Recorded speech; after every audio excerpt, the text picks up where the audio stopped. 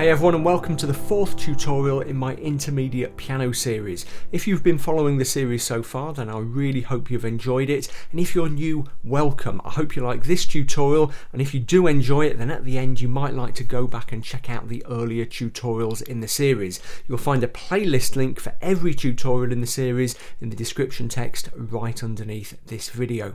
So in today's tutorial we're going to be looking at a new piece. Actually, it's not new, it's a very old piece. It was written towards the end of the 18th century by Mozart. Anyway, here's the piece. It's called Minuet. It's from a selection of 8 minuets that he wrote. A minuet is just a type of dance. We'll talk about that in a few minutes. And it looks pretty straightforward. Certainly it doesn't have any of the big fat chunky chords that Chacon had. It's relatively short, but actually there are a few interesting challenges in here. In particular, there are a few things that will help you to develop your finger control in the right hand, because Mozart has left a few interesting little traps for us. And it's also quite a nice little performance piece, because although it looks quite short, there's quite a lot of repetition going on, so you can actually string it out to make it into a kind of 2 or 3 minute piece that you can use to play to show your friends or family what kind of progress that you're making. So let's get stuck into Mozart and find out what's going on. Just before we do, I'd like to say a very big thank you to those of you who are supporting my crowdfunding campaign over at patreon.com/BillHilton. I'm aware that several of you who are following this series have already signed up to support me on Patreon, and I really appreciate it. The thing about this intermediate course, and it was the same with the beginner's course I did a few years ago actually, is that the audience it attracts will be small but dedicated, okay? So you're really loyal, you guys, but there are relatively few of you, and that means I'm not making very much money out of advertising or book sales on this thing, so it's kind of a labour of love for me, yeah. And since this is what I do for a living these days, I do need to kind of claw in some cash where I can. So if you're not supporting me on Patreon and you feel that you could, it doesn't have to cost very much. Head over to patreon.com/BillHilton to find out more. There are all kinds of benefits. You get priority support from me. You get access to my piano packs, which have got loads of kind of exercises and original pieces to learn. People seem to really like them, and we just have a really kind of friendly community going on over there, and like I said, it doesn't really cost very much at all. So if you feel you can support me on Patreon, that would be absolutely fantastic. Just head over, as I said, to patreon.com/BillHilton to find out more. Okay, enough advertising, let's get on with the show. So let's find out about this piece we're going to be working on. Here's the score, and you can download this minus my horrible scrawly pencil marks by heading over to billspianopages.com/intermediate. As usual, all you need to do is find the heading for this tutorial number 4, and click the PDF link underneath it. You don't need to sign up or anything like that. What I'm going to do is just play it through, but I'm not going to observe all of the repeating instructions just to keep it short, okay? But I'll explain all of that in a second. First of all, just let me play it through. What I'm going to do is play it with the score on screen, okay? So you can follow the score. I'm not going to show you my fingers, but don't worry, if bits sound complicated, I am going to demonstrate some of those later. Okay, here we go. Let's play it through.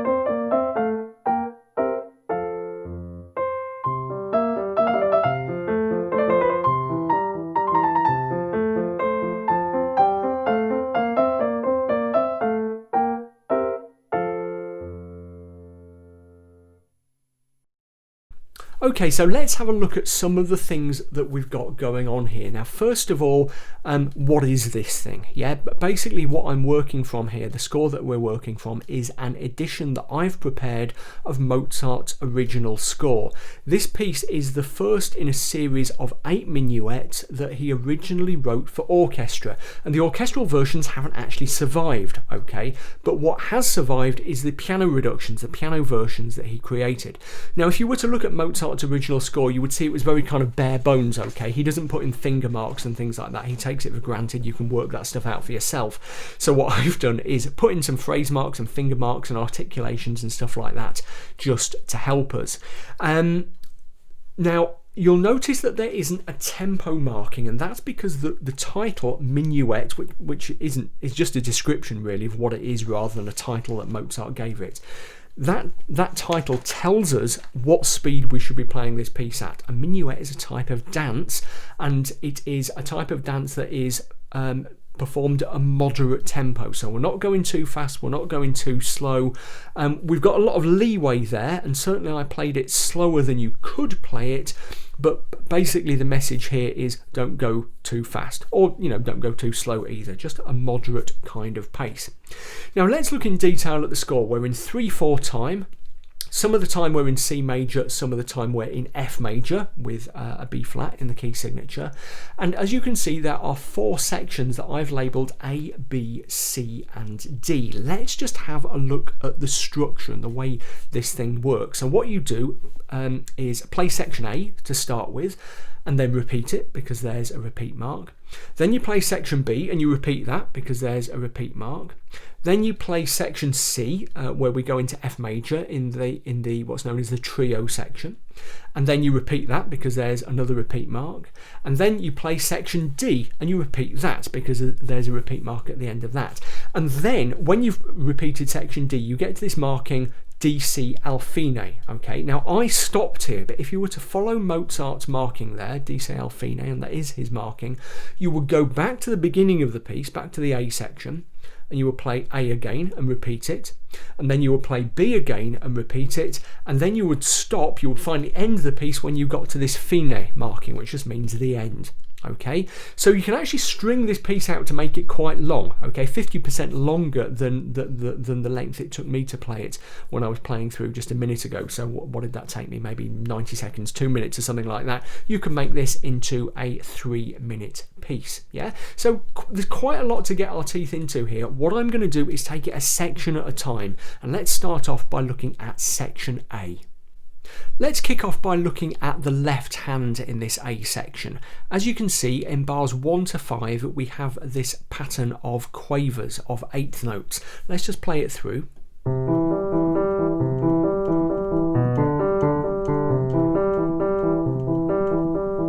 Yeah, that's to the end of bar 5. That pattern repeats throughout the piece, okay, on different chords and with slight variations, but we'll come on to some of those shortly. Then from bars 6 to 8 in the left hand, we revert to a simple 1-note bass line. Let's just play that through.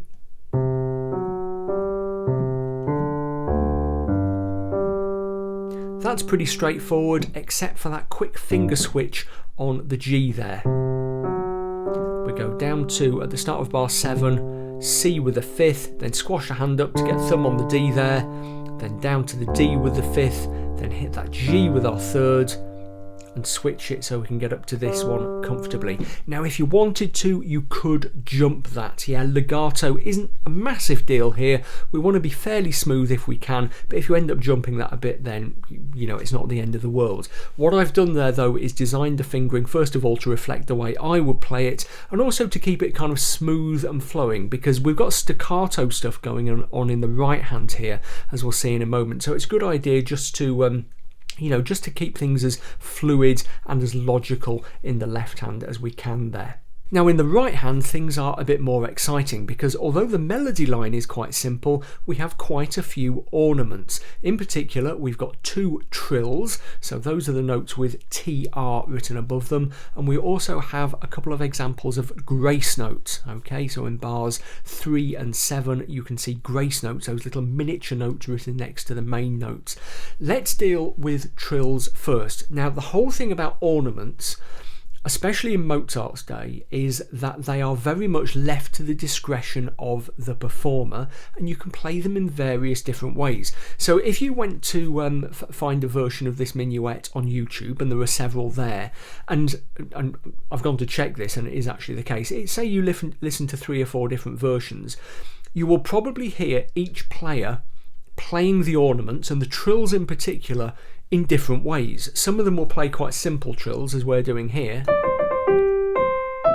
and some of them will go really crazy, yeah, and try to fit more notes in. So it's really at your discretion, and that's handy for us because it means we can make things easier or more difficult depending on our skill level. Now, what I've done with the trills here is kept them fairly simple. So both of the trills in this A section are identical, and you'll see I've put the fingers in. We've got the trill on this very first note on the C, and we're fingering it with 3 and 2. Now, what we're doing is starting on the note above the notated note. Okay, try wrapping your mouth around that. We're starting on the D and playing this. Let's count that, okay? 1, 2, 3, 1, 2, 3, 1, 2, 3. So it's it's not a super quick movement, but it's relatively speedy. As I said, if you're a more accomplished piano player, you could really go to town on that and put lots of twiddles in, but we're going to play it fairly simply. And the second trill, which appears in bar 4, we're going to play exactly the same. Let's just watch it in action.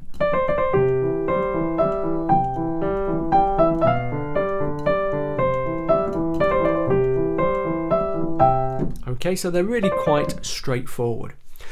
The grace notes are slightly different. In most written piano music, you will come across 2 types of grace notes. You have appoggiaturas, which are the sort you can see here, and acciaccaturas, which are exactly the same, but they have a little slash through them. Okay.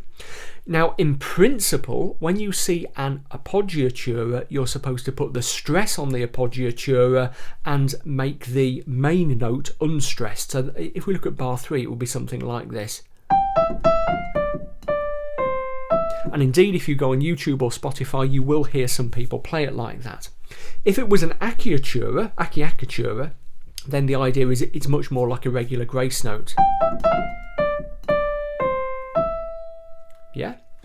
Now, the thing is, especially in music of Mozart's day, the expectation is that you will use your discretion much more. Okay, so again, if you go on YouTube or Spotify, you will also hear people playing that appoggiatura as an acciaccatura. In other words, how I did it, as much more of a grace note.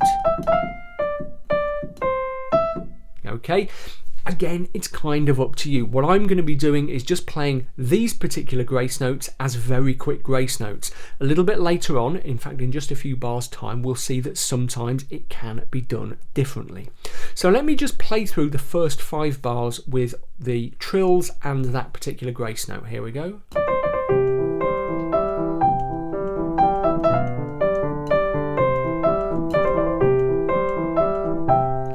The first note of bar 6. Okay, then we have a little bit of excitement in bars 6, 7 and 8. What I'll do is just play through so you can see exactly what's going on. I will play from that trill at the end of bar 5. Here we go.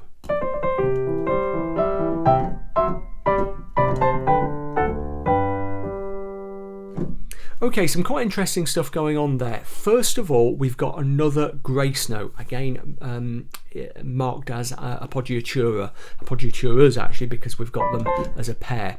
You'll notice there I did something different. Rather than play them as a grace note, what I effectively did was play that pair, the grace note, and that pair, the main note, as if they were quavers, as if they were 8th notes. Okay. Again, that's a very common and perfectly acceptable thing to do. A different piano player might do it differently, and again, if you search out different recordings, you might hear it done differently. I chose to do that there, not only because it's a legitimate way of doing it, but because also playing it as a true grace note would have been quite difficult for you. Yeah, so we're just splitting that one down. The other thing I want you to notice here is the way that I have fingered it. So if we go from the middle of from the start of bar 6, we end up on the... Let's just have a look at it in the score, remind ourselves, there it is in the score. Yeah, so here we are on the keyboard. At the first note of bar 6, we have the 5 and 3 on our E and G there, and then we jump up to for a staccato note, 1 and 5.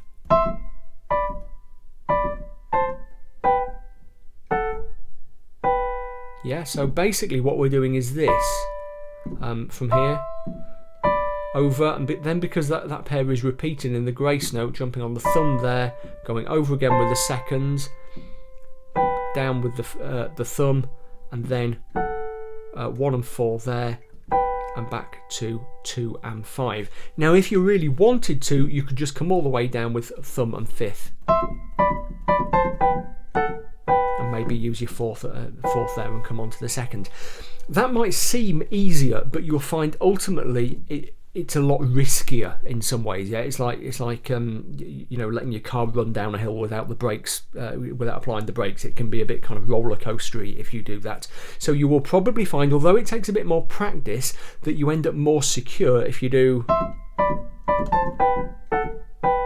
Okay, and getting that together with the bass line should prove just quite a challenge for you. Let me play it again through from the trill.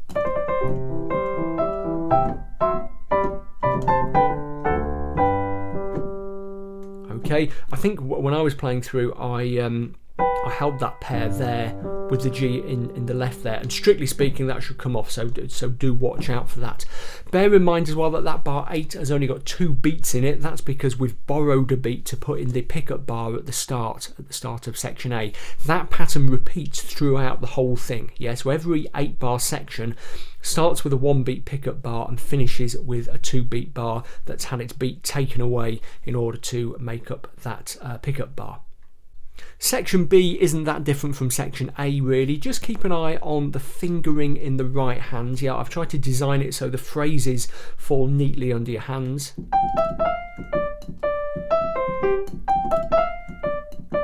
Just look at bar 12 there for a second. People often ask me why I do this. We've got different fingers on a repeated note because it's easier to control the kind of weighting and the attack, if you like. So you could do this, but you'll find it's actually easier to play those notes evenly if you use different fingers. Okay, try it a few times and hopefully you'll see what I mean. Then at the end of the section we've got these staccato notes coming down again, but this time they're in thirds. It's a bit easier to get a bit of a slur onto that grace note. Okay, so try that for yourself. Just look at how I'm doing the fingers there.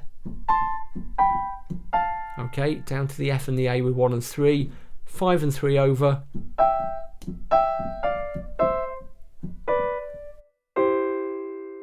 Just work through that bit slowly and carefully, and you should find that it's a nice little challenge, but not too difficult. That brings us to section C, where we go into F major and we start the trio section of the minuet.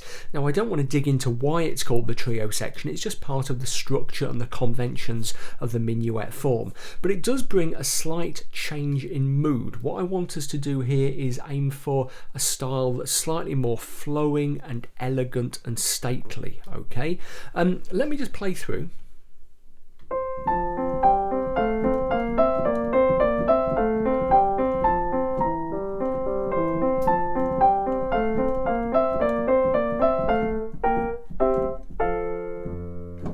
Okay, you can notice 1 or 2 differences there. For example, in the penultimate bar of the section. Okay, now in previous sections, in A and B, I've made the equivalent notes staccato.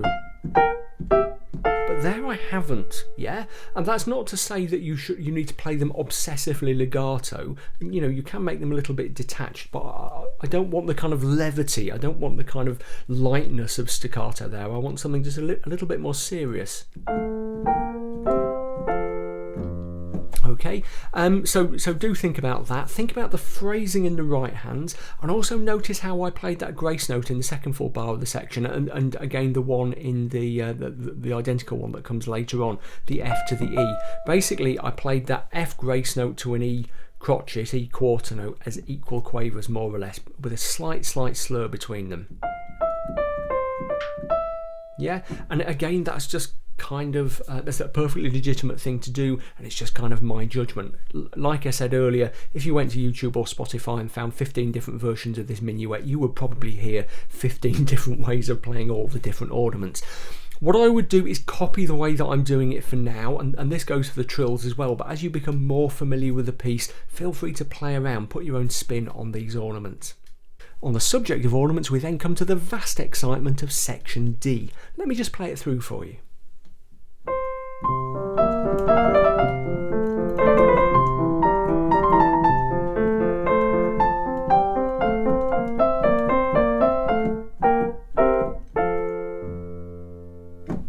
Okay, just a couple of things I want you to notice there before we dig into the more technical stuff.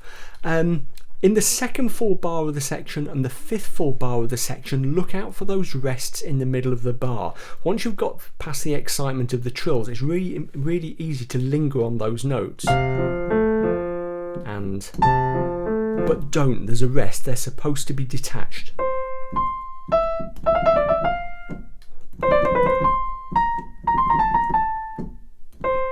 Yeah, so make sure there's a definite space there.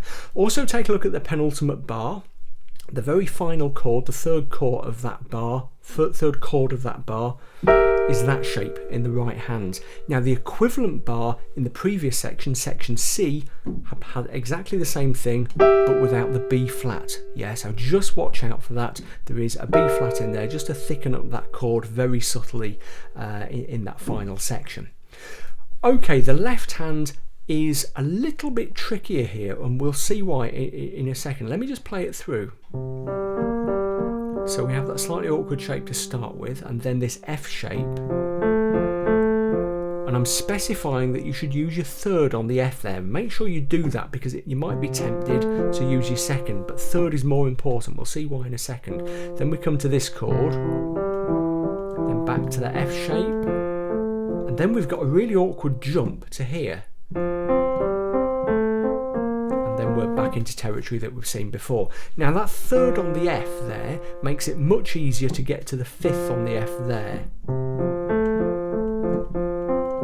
which is really awkward because we've got a jump and a repeated note. If you put your second on there, as you might do absent-mindedly, it's a much more awkward jump. So try to use your third. Good fingering decisions are all about trying to make your life easy and trying to make everything sound as smooth and elegant and professional as possible, yeah? And very small changes can make very big differences, yeah? And that's a good example of that. Now in the right hand, we've got all these amazing trills, and I'm playing them in quite simple ways, and in what I guess are quite rule-breaky ways, except I've heard so many other people play them like this as well that I don't really think it is rule-breaking. By and large, I may have said this earlier, I can't quite remember, if music is written before 1800, you start trills on the note above the trill is written. Okay, so if you look at that trill on the E in the first full bar of section D, strictly speaking, we should be starting that on an F if we obey that so-called rule. And if music is written after 1800, then we start the trill on the note that it's written on.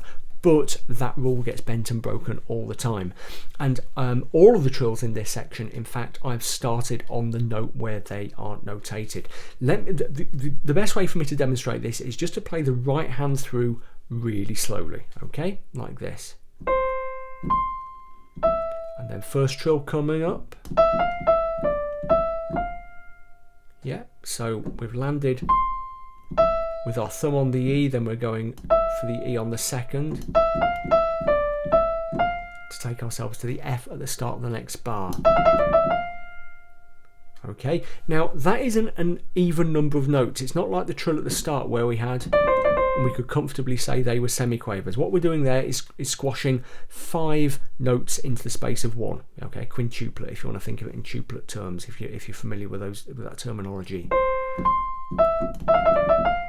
Yeah, that gives you a little bit of scope for expression. Again, when you get more comfortable, feel free to go a bit, a bit crazy with it. Do whatever you like. But for now, that's quite a nice little trill. Strictly speaking, you might say what we're playing there is really a turn, which is a different kind of trill. But I think that works quite nicely. So we've got this,